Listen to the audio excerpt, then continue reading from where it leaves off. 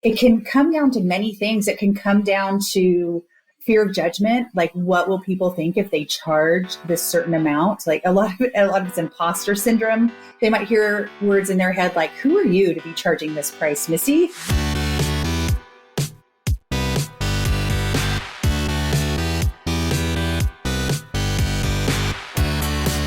You're listening to The Successful Bookkeeper with your host, Michael Palmer. Listen each week as inspiring guests share their secrets of success to help you increase your confidence, work smarter, and build a business you love.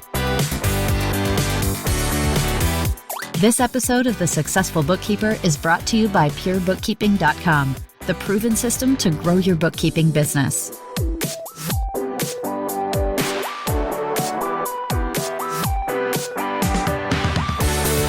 Welcome back to the Successful Bookkeeper Podcast. I'm your host, Michael Palmer, and I have a special treat for you. You're about to listen to part one of a two-part interview with the founder of BizChix, Natalie Eckdahl. In this episode, you'll hear a great conversation that features Natalie's 3 pillars of enduring business for female entrepreneurs and much more. Now, let's get to that interview right now.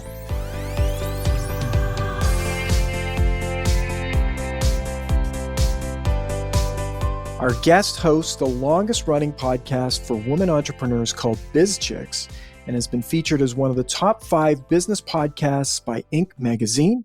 She has also been recognized as one of the top women in business to listen to and has been featured in Fast Company, Huffington Post, and Entrepreneur.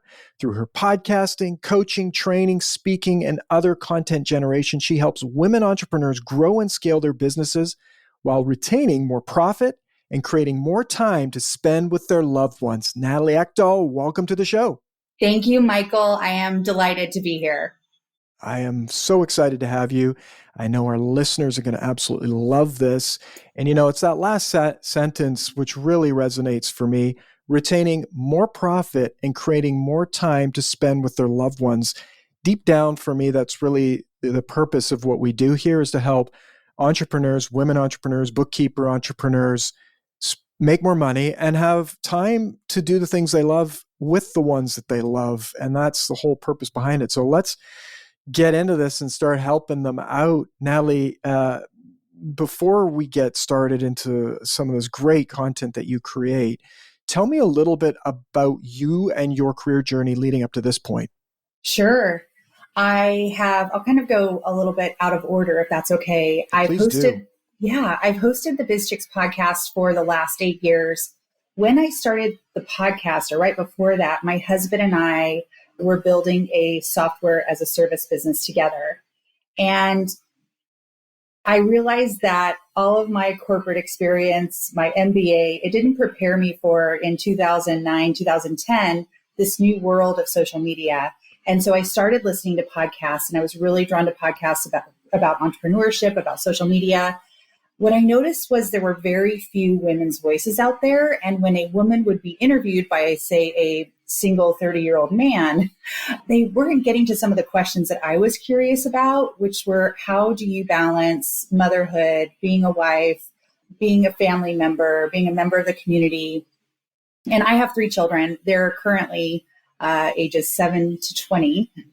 And so I've been a mom I'm an experienced mom. I'm an experienced business owner. And I have this background in working in different small businesses and in corporations. So I bring that all together with the work that I do now, which is helping marketers, financial professionals, and consultants go from a business that's multi-5 figures in revenue to multi-6 figures in revenue so they can pay themselves $8,000 to $10,000 a month, and to create what I call an enduring business, which is enjoyable, profitable, and sustainable.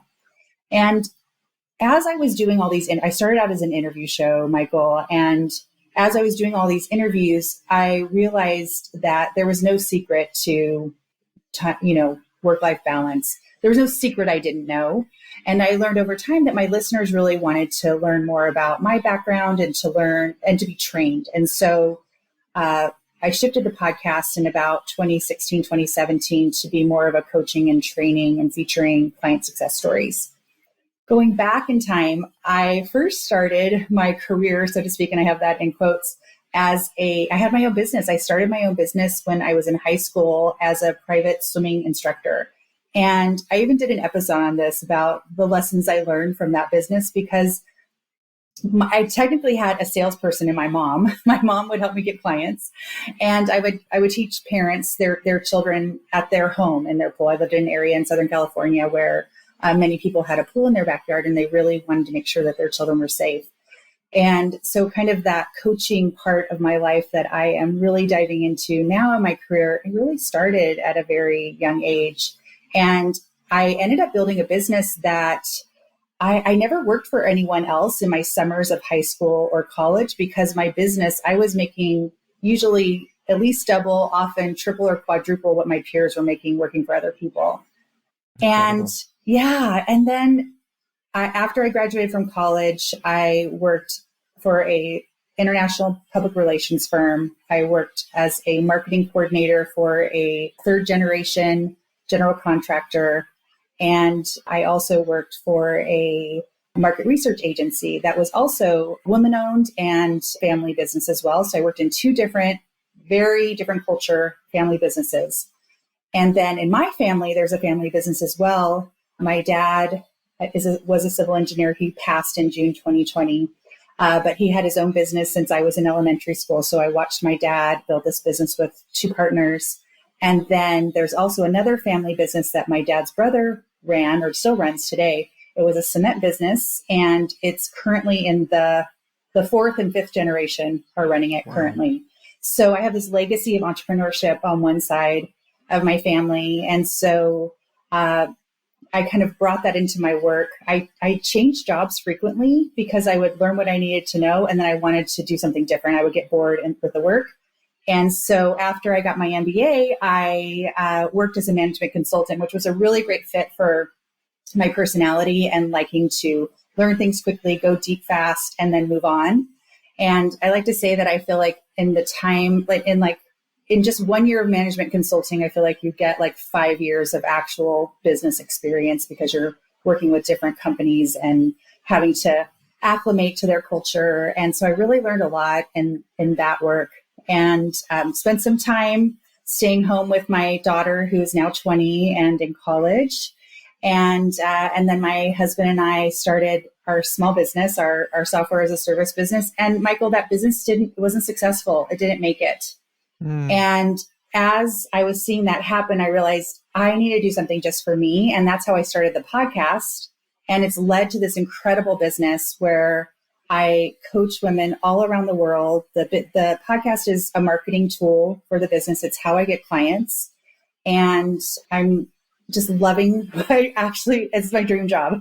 I created a dream job for myself. And one of the best things about this business is I also am able to employ other women and give them great salaries. And it's so fulfilling. Really, it's just become the most fulfilling type of work. And it's allowed me to have freedom in my life. So I am able to adjust my schedule to my children.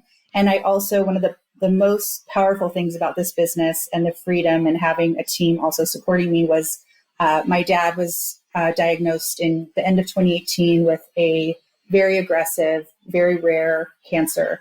And I became his medical advocate and his caregiver, and was able to, work from hospitals, work from the ER, work from his house. And so when I talk about that, I want to help people create more time for their VIPs. It really rings. I hear from you, from what you said at the beginning, that, just having that freedom of time is the most important to me, and being able to help be there for my dad and be his medical advocate and caregiver was really one of the best things that the business has ever done for me. It's that time of year again, and after a great showing in 2021, the Successful Bookkeeper Summit returns even bigger and better. It's a 2-day virtual conference that features incredible speakers from the bookkeeping, accounting, and business worlds, such as value pricing expert Ron Baker and Joe Woodard of the Woodard Group. And that's just to name a few. The theme of this year's event is Make It Grow. And there's no doubt the content you'll consume will help you achieve more success than you ever thought possible. It all begins on November 9th, 2022. To secure your free spot, visit thesuccessfulbookkeeper.com/summit. And again, that's thesuccessfulbookkeeper.com/summit. Register today, and I'll see you at the summit. And now, let's get back to our interview.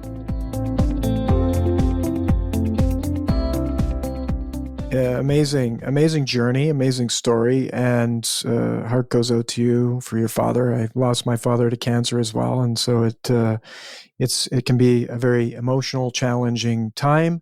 And it sounds like you handled it with a lot of grace and built a life that enabled you to do that, which I imagine many people aspire to, even listening to our podcast right now. It's I'm so grateful that it would have been very difficult if I was in a business as a solopreneur. And so we really encourage our clients, and I encourage other women to take that leap and do some hiring and even bring in another service provider in their business. The background I have working in a marketing agency, PR agency, consulting firm, I really can see how you can have other service providers working with your clients. And it's so hard. And so many mindset issues around that. And, but if I hadn't have had that, it would have been more challenging to make sure my clients were getting the top level care while I was also providing top level care for my dad, and also paying other people to help us as well. So it's one of the things I tell people to get as much help as they can afford. And I mean that in terms of their home and in terms of their company. So there's all sorts of ways we can get more time, and then to not feel guilty. I love for women to not feel guilty. Sometimes they feel like if they're paying someone to do something for them or to help them in their home or for childcare, that they have to be working during that time. But sometimes the best thing to do with your time is to go for a walk or to go for a swim or to do something that actually frees your mind up so you can think and vision cast for your business and your life. So true. And you said something interesting, which I don't know if I've never heard it before, but it feels like I've never heard it before, but referring to VIPs as people in your family. Mm-hmm. It's actually a more accurate and authentic use of the word. Very important people, persons. Mm-hmm. Love that. It's what we're doing. It's why we do what we do. For a very large portion is we're building something so we can either provide for or spend more time with or something around our VIPs in our life. Absolutely. It's all about the VIPs. And we add very important people and pets, because for many of my clients, their pets very are important persons and pets. Of course. And then I also started adding plants, because some of my clients have amazing plants that they're caring for. I personally don't have a green thumb. I wish I did, but very important people and pets. Plants. Yes, I'm sure there's other Peas. Multiple things. Yes, there you go. I love that. We just currently got 2 kittens for our family. We have 2 young children, and so 2 kittens to go to. I'll tell you, it is the best thing that we've done. They absolutely love them, and it's like, spats between the kids have gone way down. We have 2 kittens as well. How old are your kids? They're 4 and 7. Oh, how fun! 4 is one of my favorite ages. It's crazy fun. Yes. But the kittens and the kids together, little kids and kittens, are quite fun. We got 2 Bengal kittens right the day before California went to quarantine. In 2020? Yes. So March 2020, and we say they saved us because it was so much fun. We had something new in our house, and they were such a delight. And it's really fun to have 2 at the same time. I've never had 2 cats at the same time, so it's been such a joy. Yeah, it is. It is a lot of fun, and we actually talked about getting a kitten probably around the exact same time you got your kittens.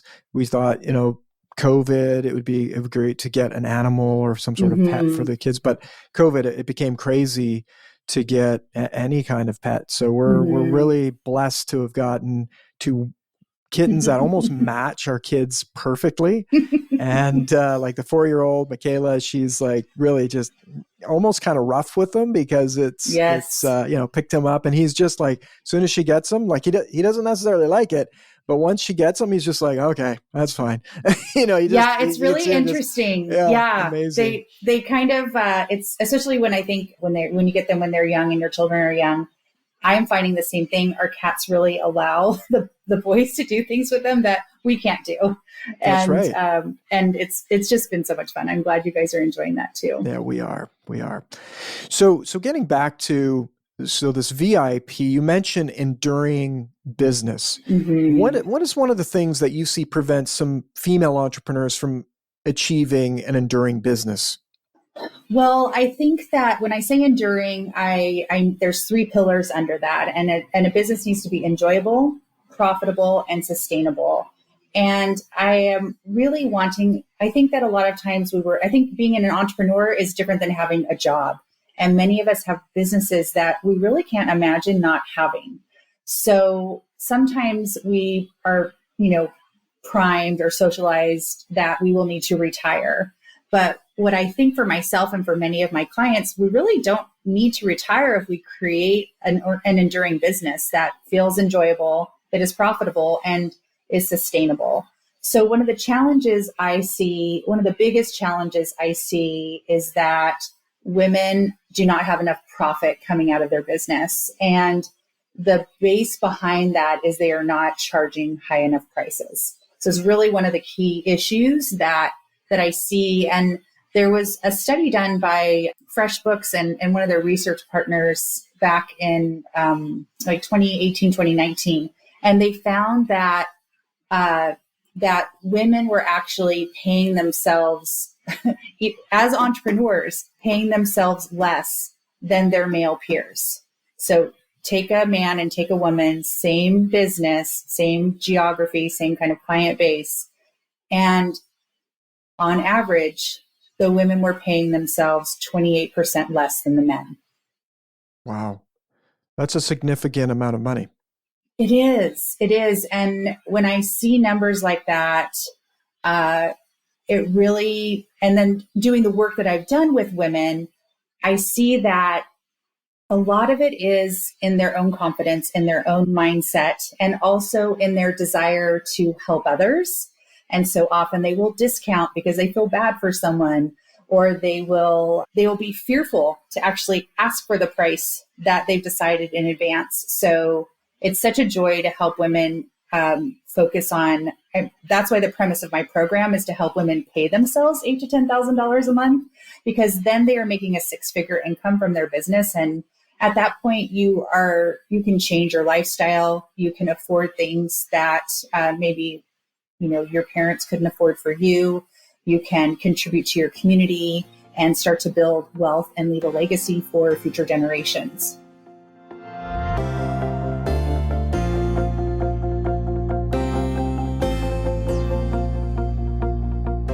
I agree. And it's such an area of opportunity because 28%, that little bit, if conquered early in one's career or business journey, the compounding effect of that is like crazy.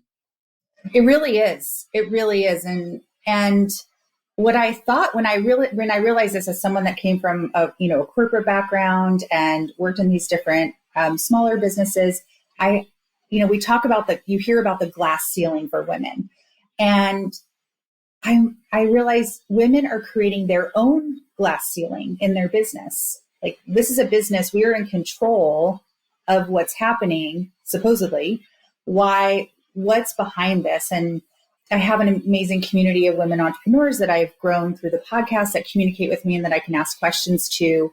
And it can come down to many things. It can come down to fear of judgment, like what will people think if they charge this certain amount? Like a lot of it's imposter syndrome. They might hear words in their head like, "Who are you to be charging this price, Missy?" Who are you? When you hear "who are you" in your head, it's usually some form of imposter syndrome.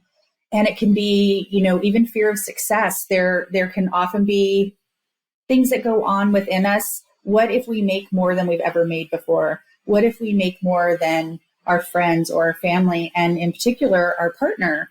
So I had one client, and she was making a great revenue, and she was paying herself an amount that did not make sense considering the profit that she was creating in her business. And what I noticed is she kept spending a lot in her business. She would redo her website. She would hire someone to create a new logo. She would go to lots of conferences that she didn't necessarily need to go to grow her business. And she would really spend a lot in the business. And I was curious, like, why wasn't she? And she had a very unique number that she was paying herself, which actually was equivalent to her husband's current salary. So when we peeled back all the layers of this onion, she was afraid that if she brought home more than her husband made at his job, that it would impact their relationship. Wow. That's remarkable. I've heard of people not charging enough, therefore not able to pay themselves. But this is a whole nother layer of even if they had the money and they were charging correctly and good margins and lots of profits, to not pay themselves for fear of repercussions, of perception, relationships, those sorts of things. Yes, I had another client. She had $90,000 in her business when she started working with me, and still was not paying herself. Like, she could have doubled her pay the year before. And so she had mindset issues about who was she if she made this amount of money. And I said, well, why don't we just move this money out of the business now? We'll keep some in as an emergency fund and for some in there for operating expenses, but let's move a big bulk of this out. And it turned out that she did not want to move it into the family account because she wanted control over how it was spent. So we had a conversation that, you could open a personal account that is separate from your family account and, discuss this with your husband, but you could have your own account. It doesn't have to go into the family mix. And so she did that, and she ended up doing some different things. She wanted to build something on her property, and she did that. And she funded some things for the family through that. So it's been really fun to work very deeply with women and to understand why are they behaving differently than I would expect them to behave, and to kind of bring that out into the open and let us have a conversation about it. And what I'm starting to ask my clients is, what is the most they've ever made in their life? Because I'm realizing that they may have an upper limit going above that. So I'm trying to watch that for them. I love the book, The Big Leap by Gay Hendricks, who talks about upper limit issues that we might have, and so many other things. It's one of my favorite books. Wow. The Big Leap. By Gay Hendricks? Yes, by Gay Hendricks. Okay, excellent. That sounds like the audio's great too. He's been on several podcasts as well. He's a great podcast guest to listen to. Excellent. Yeah, so he's a really great.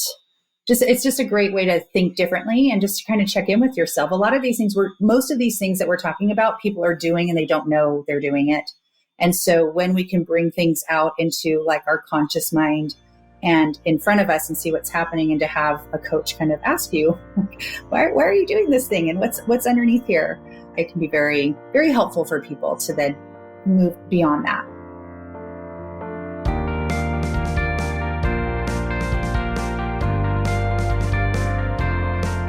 Yeah, in line with that is like how do they start? Like, we have our listener running bookkeeping business. How do they begin to change the statistics? What's sort of the starting point if someone's sitting there going, yeah, it's me. I maybe not charging enough even in my business, or not profitable enough, but maybe I'm profitable. I'm not paying myself enough. How do they begin to change the statistics?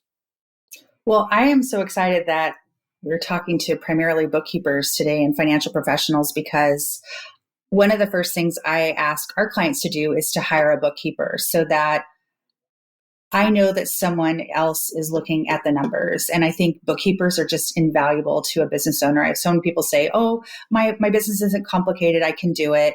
But I want them getting reports every month. And as part of our program, we have them look at their numbers and report back on what did they take home, what profit is left in the business, what savings is there, what debt is there, so that we can kind of monitor what's happening. And it's, yes, you could run your own books sometimes, but even if people have that skill set, I want them to have a bookkeeper just so that there is that third party with eyes on the business. And one thing that I think bookkeepers could do for women entrepreneurs, for their clients that are women entrepreneurs, is to really look at what are they paying themselves and is it a market-based wage? We really want to be paying a market-based wage to ourselves from our business, and we should also have profit and distribution. So if that is not happening in a business, to help, a bookkeeper should be able to help a client, lead them there and have some of those conversations, and even to say, hey, some of your peers, they are charging this or they are making that. Is that a possibility for you? And even to have some of those deeper conversations because they see the numbers. So here's something, Michael, that I see with clients I work with that are bookkeepers, and I love working with bookkeepers as well, is because they often start as a generalist. So they do bookkeeping, they do all the types of bookkeeping services for any type of business. And almost everyone starts their business that way. But over time, we want to specialize in the type of work we do or niche by the industry or the type of client we do it for. And then my favorite type of business is a specialized niche, where you are specialized in the type of work you do and you are niched by industry or type of client. And that's when you can really become an expert in an area and start to charge higher prices, because you're not just a bookkeeper. You become really an advisor, and you are sharing best practices from the industry, from client to client. And then you might start really studying that industry or get into that industry.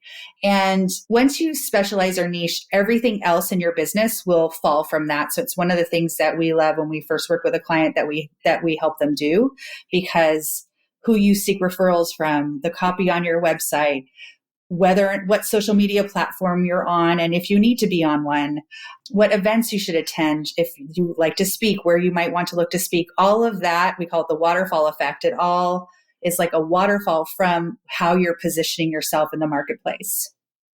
I love it. We've talked a lot about niche on the podcast in the past, and I think we can not talk enough about it. No. Often, like you say, many people start as generalists, and I almost, whenever we start to talk about niche, I always think the listener's going, oh, right, of course, niche. I know I need to niche, but they're not niching. It's like, what's some of the barriers that you've come across that make this a challenge to pivot to? It's particularly difficult for bookkeepers compared to other service providers, because once you have a bookkeeper, you generally do not leave them unless they make a mistake or there's fraud or there's like a severe personality conflict. It is painful to leave your bookkeeper. So what happens is that in order for bookkeepers to evolve their business, to charge higher prices, to niche down, they are going to need to let some clients go. And because they're not naturally leaving. And it just becomes it's very difficult, especially for women, to do this, to let go of clients. And we have a couple phrases we use in our business. Shelley Warren, who's our team and leadership coach, she was on your podcast recently, and she talked about, all the different things about hiring your team. And she likes to say the team that got you here may not be the team that gets you there. And I say the clients that get you here may not be the clients that get you there. So it's tricky and difficult, especially for women, to let go of clients. And there's a lot of scarcity involved with the beginning of our business. We are taking anything that we can take, right? I'll do that. Oh, can you do this? Sure. And even if you're not quite sure, you might go figure it out. And as we have success in our business, what I like to say is our body, mind, and soul has not caught up with our success. And so our mindset is still in the beginning, and that scarcity, and even our kind of, as you might hear, our lizard brain, going back to how we've evolved to where we are now, like we need to make sure that we're safe and secure. And so your brain will fight you making some of those difficult decisions because it's trying to protect you, but it doesn't understand where your business is now and where it might be able to go. So I think that there's a lot of mindset issues involved in niching, because not only are you going to over time need to let go of some of those clients that are no longer the right fit for your business. But also you're stepping into declaring that you are an expert at something. And many women, including myself, have been socialized to not stand out too far, to not make waves, to be a good girl, to help others. And so these are a lot of conflicts that are happening, particularly for women as they're going through the process. So it's not just about declaring a niche. There is so much happening behind the scenes in a business owner's mind, and just becoming more confident and declaring what is best for her, which may not be what's best for other people. Great stuff. Thank you, Natalie. Some terrific insight there. Get ready for part 2 next week when Natalie discusses the importance of niching your bookkeeping business. And with that, we wrap another episode of the Successful Bookkeeper podcast. To learn more about today's wonderful guest and to get access to all sorts of valuable free business building resources, you can go to thesuccessfulbookkeeper.com. Till next time, goodbye.